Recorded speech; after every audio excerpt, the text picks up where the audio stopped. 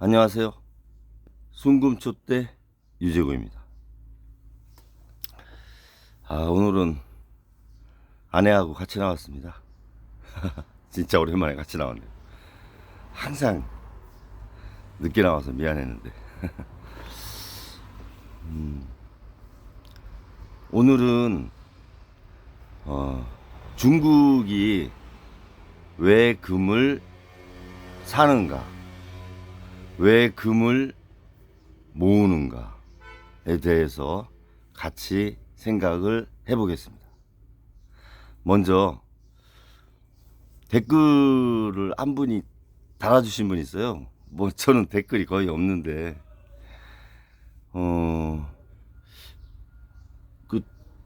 디증권사에서 제가 근무를 한 경험이 있다고 하시니까 1998년도 D증권사 목포지점에 유명한 분이 있었는데 혹시 아냐고 이렇게 댓글이 있더라고요. 그 내용 잠깐 말씀드리고 중국 관련 금 얘기 해보도록 하겠습니다.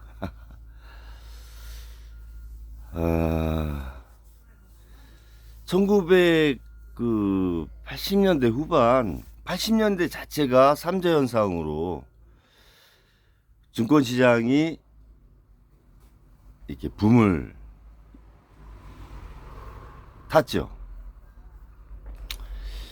그래서 건설, 무역, 금융 그 세 개 업종을 트로이카라고 해서 전체 주식시장을 이끌어가는 주도 업종으로 그렇게 불리어졌습니다. 그러면서 견인을 했죠, 증권시장을. 그러고 나서 1991년 4월 1일 날 1000포인트를 찍습니다. 종가로. 그 1000포인트 의미가 굉장히 중요한데요. 1000포인트를 한번 장중에 이게 갔다가 못 찍고 내려옵니다. 그럼 봉이 하나 생긴 거죠. 쭉 올라갔다가. 그리고 나서 조금 빠진 다음에 900, 한 4, 50선에서 있다가 한 일주인가 열흘 있다가 다시 도전을 해서 4월 1일 날 1000포인트를 넘는 주가지수를 종가로 기록을 합니다. 그리고 나서 이제 4월 1일부터 대세 하락장이 시작이 돼요. 그게 3, 4년 동안 지속됩니다.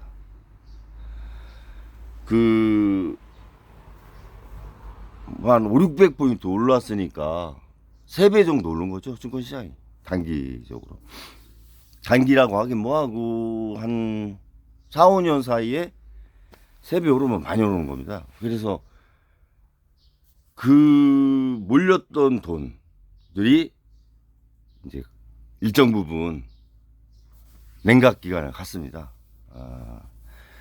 냉각기간을 갖는다는 건 또 어떤 의미가 있냐면, 사실 건설업이라고 해도 옥석이 있는 거거든요. 그때만 해도 대장 건설주가 현대건설, 대림산업 그런 건설주가 대장주고, 금융에서는 증권주가 단연, 그때 증권주는 5만 원이 넘었어요. 그러니까 증권주가 이제 대장주였죠. 대신, 대우, 현대 이런 증권주들이 이제 대장주가 돼서 금융업을 떠받치고, 일반 시중은행, 그때는 은행이 구조조정되기 전이라 은행도 여러 가지 이제 있었어요. 옛날 상업은행, 지금의 제일은행, 조흥은행, 한일은행, 외환은행 많이 있었죠. 그리고 무역주는 종합상사, 대우종합상사, 현대종합상사 뭐 그런 무역주가 또 견인을 했습니다. 그런데 1000포인트를 찍고 90년대 초반을 들어서서 이제 하락장 2, 3년 동안 증권시장이 냉각기한을 가지면서 이제 보는 거죠. 아, 무엇이 이런 침체장을 만들었나. 이제 냉정을 찾고 되돌아봅니다. 그 과정에서 같은 업종이라도 옥석이 가려지고, 옛날 80년대 같으면 증권회사 하나가 딱 대장주가 상한가 치면 한 1시간이면 다 상한가가 쳐요. 쫙. 금융주도 다. 정말 그랬습니다. 예외 없이. 그냥 뭐 다 상한가입니다. 하종 치면 다 하종.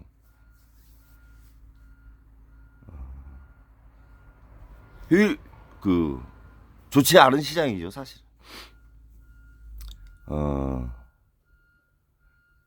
그래서, 주식은 먼저 내재 가치가 중요하다라는 것을 깨닫습니다. 그러니까, 재무 상태와 경영 성과가 상당히 중요한 지표로 자리를 잡습니다. 그리고 재무 상태, 변동표, 현금 흐름표, 이런 그 기업 활동의 자료, 결과들이 상당히 중요하죠. 그 결과로 나타나는 게 뭐예요? 어닝 아니에요. 이익. 얼마나 많은 이익을 내느냐. 그래서 그 당시 이제 퍼라는 개념이 등장을 하고, 이익이 없는데 주식이 오른다? 이익을 내지 못했는데, 이제 그런 거는 이제 없어지는 거예요. 그리고 성장성, 그 다음에 성장성.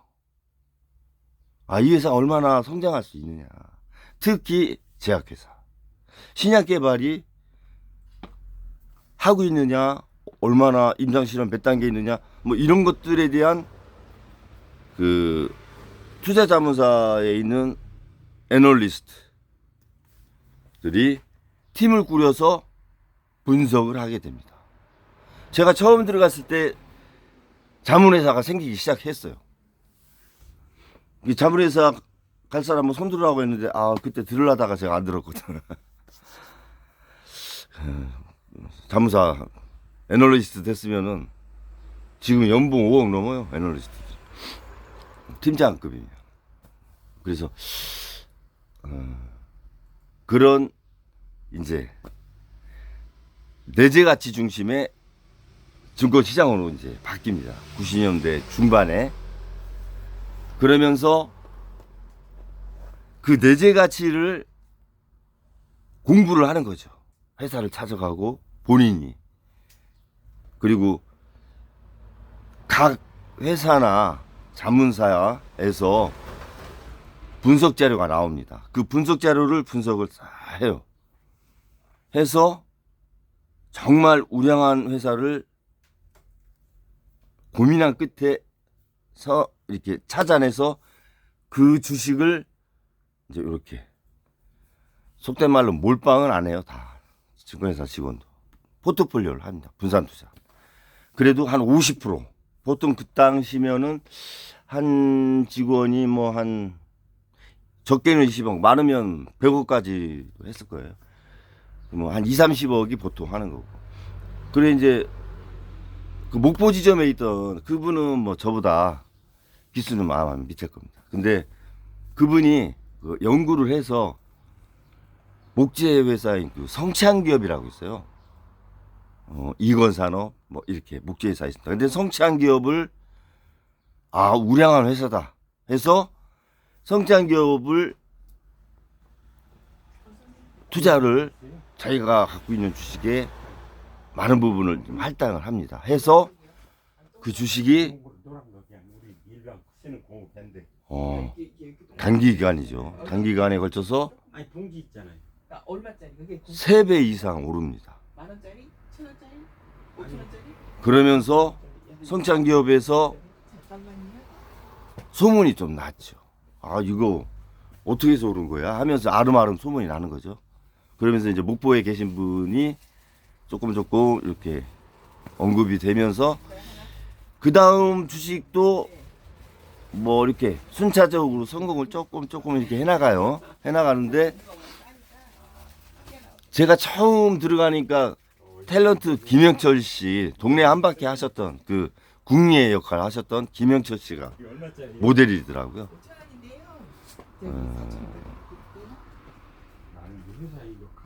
그 이제 그 당시에 이 D증권사가 전라도 기업이거든요. 양재봉 회장이 그때 이제 회장이었어요. 양재봉 회장이 좀 잘하는구나. 유통시장에 관련해서 주식시장은 발행시장과 유통시장이 있거든요. 근데 유통시장 이렇게 증권거래소에서 거래되는 거. 그래서 본사를 올립니다. 올려서 회사의 모델로 해요. 그래서 양재봉 회장하고 그 사람하고 이렇게 같이 마주 보면서 이렇게 딱 이렇게 보는 포스터도 찍어서 광고도 하고 붙여놓고 그렇게 하면서 본사에서 이렇게 좀 성공한 그런 케이스를 사례로 이렇게 남긴 기억이 있습니다. 결국은 노력을 해야 돼요. 분석도 하고 자기가 이렇게 분석을 하고 해야지. 물론 애널리스트도 하지만 주식은 사실 아무도 몰라요. 미래를 누가 할 수 있어요. 그렇다고 제가 애널리스트들을 폄하하는 건 아니에요. 안 하는데 그분들은 공적 자료를 갖지만 주식이라는 게 그런 기본적 분석 가지고만 가는 게 아니다. 너무 많은 변수가 있다. 재료, 수급, 정치적인 상황, 경제적인 상황, 뭐 단기 급등한 거에 대한 뭐 냉각, 뭐 기술적 하락, 뭐 여러 가지가 있어요. 우량하다고 해서 뭐 안 쉬고 계속 올라갈 수는 없는 거 아니에요. 그래서 이제 그런 내재 가치 중심으로 가는데 이분이 이제 블루오션을 이제 표현하면 증권시장에서의 블루오션 개념을 제시를 또 했어요. 그게 뭐냐? 우량한 대형주를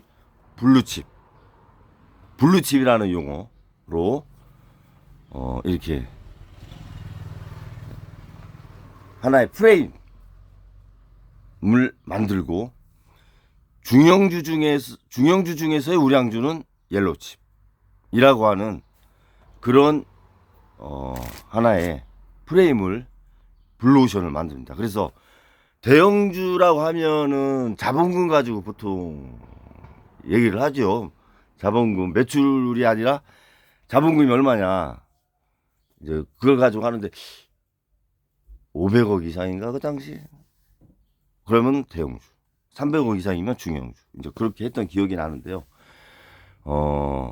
예를 들면은 삼성전자 같은 경우 대형주죠. 대우중공 그 당시 대우중공업 그 당시 유공 이런 큰 주식들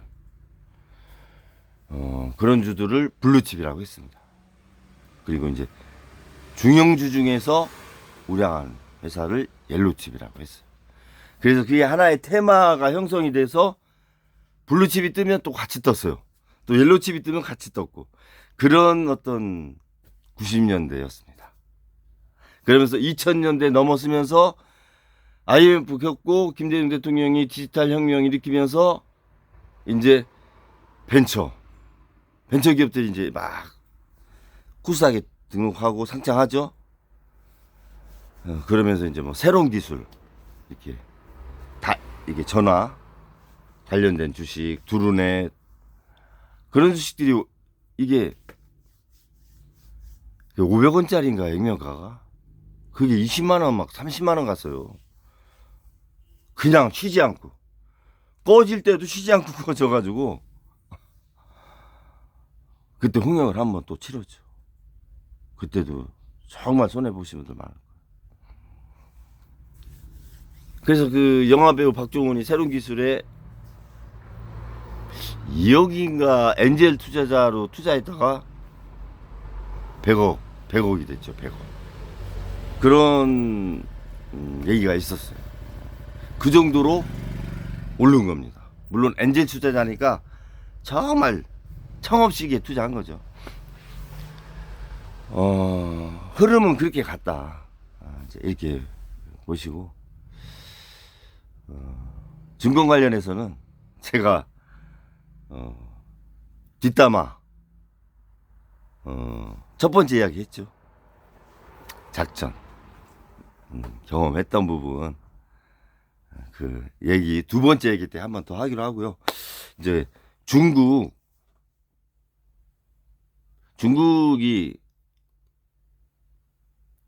2020년도 21년도부터 금을 서서히 사기 시작해요.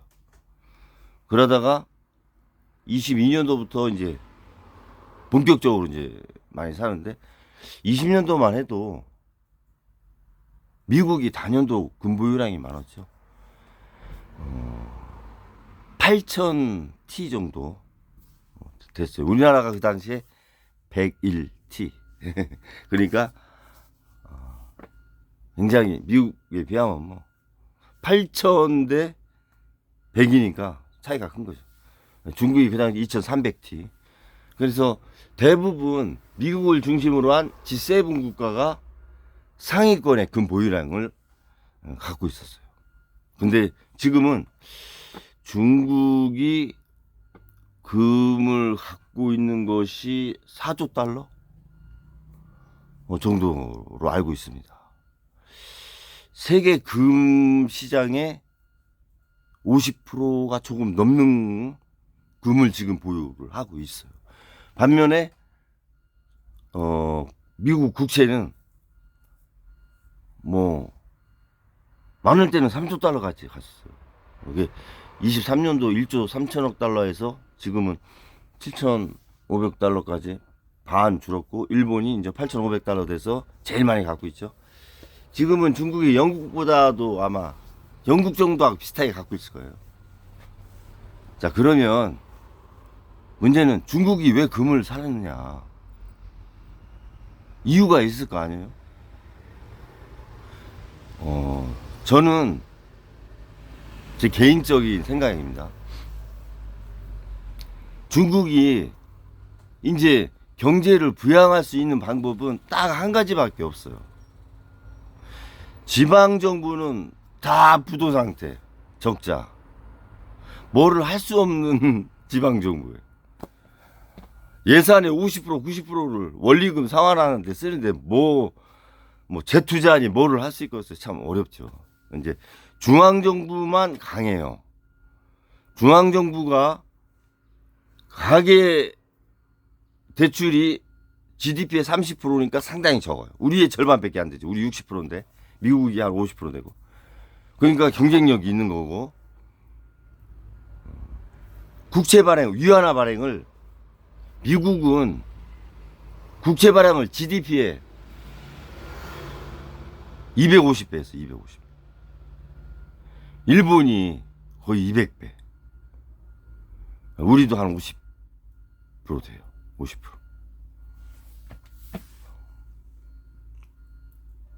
미국이 250%, 일본이 200%, 우리는 50% 정도 됩니다.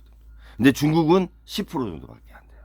마지막 경기 부양 방법입니다. 그거를 쓰려고 하다 보니까 위안화를 많이 발행하면 어떻게 되겠어요? 요번에 부양한다고 2조 위안 이렇게 발표하고 사실상 10월 8일 날 2천억 위안밖에 안 했죠. 2조 위안이면 380조인데 38조밖에 이제 일단 발표는 안 한 건데,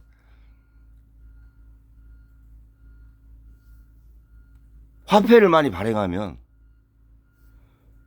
그 자국의 화폐 가치가 떨어지죠. 당연히 물량이 많으니까. 근데 문제는 미국이나 우리나라 같은 경우는 그 미국은 패드에서 발행하고 우리나라는 한국에서 발행해요. 그러나 찍는 곳은 재무부가 찍고 우리는 조폐공사가 찍죠. 그렇지만 조폐공사가 한국은행이 바로 발행 한도 안에서 찍는 거고요. 재무부, 기재부의 승인을 받아서. 미국은 발행 규모는 패드가 정하지만 찍는 건 재무부가 찍는 거예요. 그래서 화폐 발행 규모를 정할 때 담보가 있어야 그 발행 규모를 정하는 겁니다. 의회 동의를 받아서. 담보 없이는 절대 화폐 발행을 안 해요. 못하게 돼 있어요. 법으로. 그럼 담보가 옛날에는 70년대 전까지는 금이었는데 70년대 닉슨 대통령이 금이 이제 분가권은 한계가 있으니까 회사채, 어음, 뭐 이런 은행의 이런 그 수탁장부, 은행채, 또 국가가 갖고 있는 땅, 국유지, 뭐 이런 것들을 담보로 국채 발행을 이제 하게 됩니다. 금을 포함해서. 우리나라도 마찬가지예요. 막 찍어낼 수 없어요. 담보가 없으면 못 찍어내는 겁니다. 그래서 그 담보 역할을 하는 게 부채예요. 우리가 은행에서 대출을 받아야지. 우리가 대출을 받을 땐 담보를 은행에 제공하잖아요. 모기지? 그러면 은행이 담보를 갖고 있는 거 아니에요. 그 담보가 국가에서는 국가 담보가 되는 겁니다. 회사도 마찬가지고, 회사채도. 회사도 어떠한 그 능력 범위 안에서 회사채를 발행하거든요. 그 회사채를 국가가 담보로 잡고 국채 발행을 하는 거거든요. 그러니까 부채가 하나의 레버리지, 지렛대 역할을 한다고 제가 지난 동영상에서 말씀드렸죠. 그 건전한 부채는 이 경제를 활성화하는 거예요. 그러니까 부채 없이는 사실 경제가 성장할 수 없는 거예요. 근데 건전한 부채가 중요하다. 이렇게 이제 말씀을 드리는 거고. 그래서 근데 문제는 중국은 담보가 없어요. 담보 없이 위안화를 발행한 겁니다. 그동안. 지금도 그렇고. 그러면 위안화를 거래하거나 사는 사람들은 아니 이거 중국 부도나면 어떡하지? 옛날에 2008년도에 중국이 그 달러 매입을 많이 했다가 2008년도에 그 파생 상품으로 해서 외환위기, 그 금융위기 났을 때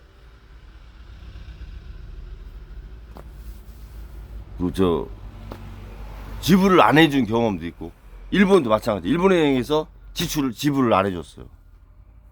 근데 일본에 그 현금이 장롱에 많이 있습니다. 일본도. 중국도 마찬가지고. 그래서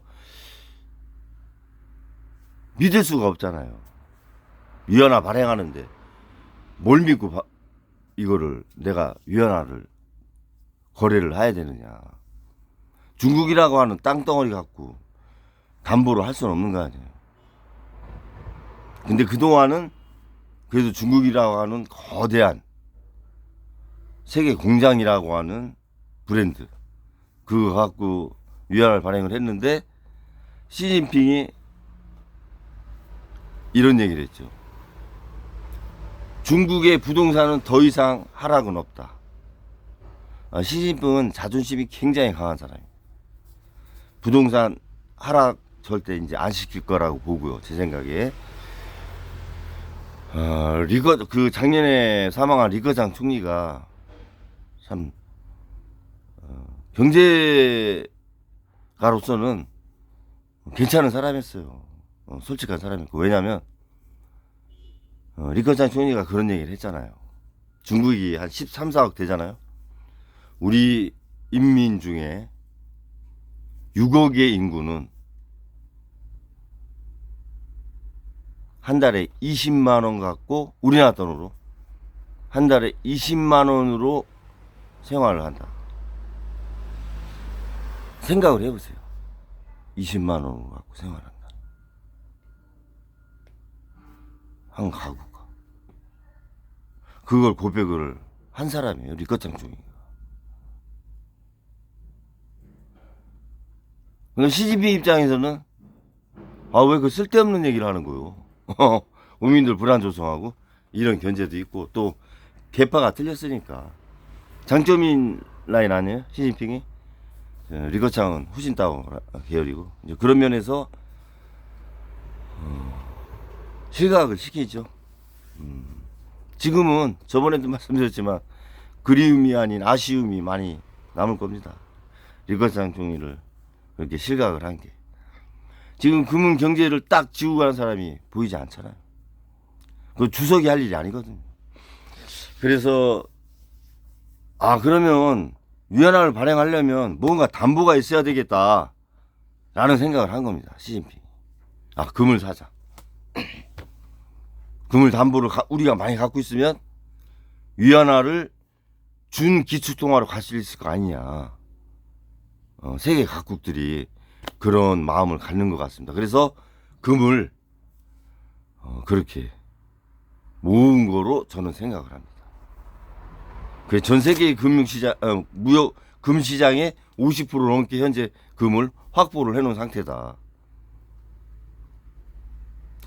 시진핑이 공동부유라고 하는 같이 잘 살자, 같이 부자 되자. 2015년, 13년까지의 성장은 중국 국민의 희생을 대가로 한 성장이었어요, 사실. 그래서 값싼 노동이. 그러니까 이제 좀 불만이 이렇게 나올 거 아니에요. 그리고 자기가 재임하고 연임하는 과정에서 그런 것들을 잠재우는 방법의 하나로 공동부유. 우리 같이 잘 살자. 나 그런 마인드야. 이렇게 제시를 한 거고. 근데 그게 이제 부동산에서 꺼지니까 공동부유도 힘들고 지방정부도 문제가 생기고 이제 중앙정부에서 끌고 가는 겁니다. 요번에 이제 주식시장을 통해서 어떤 상승을 경제를 재도약하려고 이제 하는 것 같아요. 그리고 군도 우리 많으니까 증권시장 해외자금 들어와도 안전하다. 증권시장 무너질 일 없다. 뭐 이런 메시지를 주는 겁니다. 저는 개인적으로 뇌피셜로 그렇게 생각을 한다는 거죠.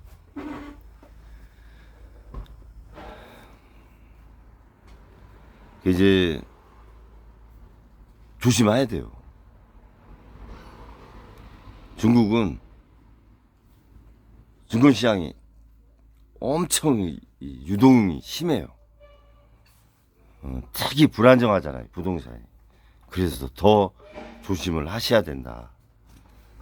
그런 말씀을 드리고, 왜 중국이 금을 많이 이렇게 보유하려고 하느냐, 그런 부분에 대한 저의 말씀을 드렸습니다. 다른 쪽으로 또 이렇게 해석을 하시고 분석을 하시는 분도 있으실 거라고 봐요. 근데 저의 말씀을 드리면서 오늘 하루 건승하는 하루 되세요. 감사합니다.